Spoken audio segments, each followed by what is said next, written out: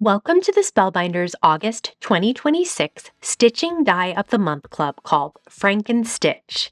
This club can create the look of a monster peeking out from behind stitched bandages. This month's stitching dies include 3 sizes and shapes of the bandages. Each of the stitching die cuts includes all of the stitching holes as well as embossed lines to show you which holes to connect with the stitches.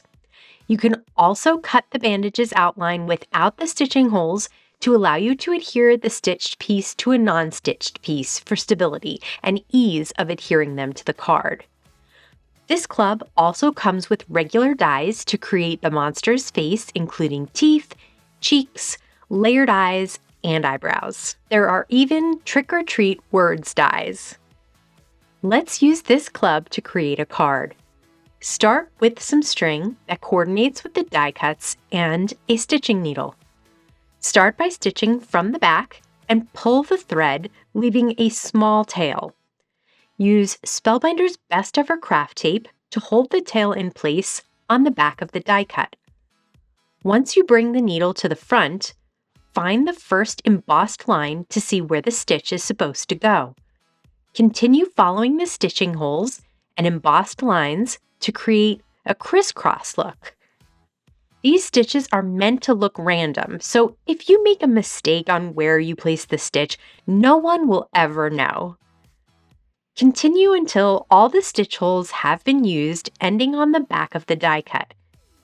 Tape down the thread and use scissors to trim the thread as close to the tape as possible. You will need to die cut and stitch about 7 bandages for this card. Once all of them have been stitched, use liquid adhesive to adhere the stitched bandages to the non-stitched die cuts. Do this for all of the stitched pieces.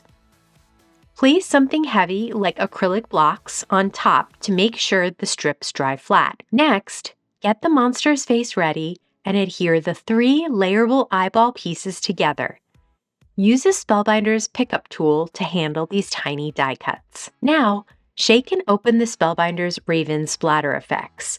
Tap on the handle of the brush to add splatter all over an A2 peridot cardstock background that's been embossed with one side of this month's 3D embossing folder club. Once the background is sufficiently splattered, do the same for the stitched die cuts. Once the splatter has dried, start adhering the stitch strips to the top and bottom of the embossed panel. Place liquid adhesive on the back, but try to keep the adhesive in the center of the strips so you can tuck things underneath the top or bottom. These are meant to have a haphazard look as well, but try to let only the ends of the strips without stitching hang over the sides. Leave a space in the middle to create the face. Place a thin line of adhesive on the top and bottom teeth and tuck under the stitched strips to create the mouth. Leave a small space in between the top and bottom teeth for the sentiment. Using liquid adhesive, adhere the eyes above the top teeth, then place the eyebrows above the eyes and the cheeks one on each side. Die cut the trick or treat sentiment from Spellbinders lilac cardstock and use small amounts of liquid adhesive to adhere the letters in between the teeth. The font is fun, and the placement of the letters can be a bit haphazard as well, like the stitched strips. There's no need to make a perfect line. Once the strips are fully stuck on the panel, flip it over and trim off anything that hangs over the edges. If some of the adhesive is still a bit wet, make sure to use non-stick scissors like the Spellbinders 9-inch Pro Shears so that the adhesive doesn't gum up your blades. Thank you for choosing Spellbinders Club Kits. Happy crafting!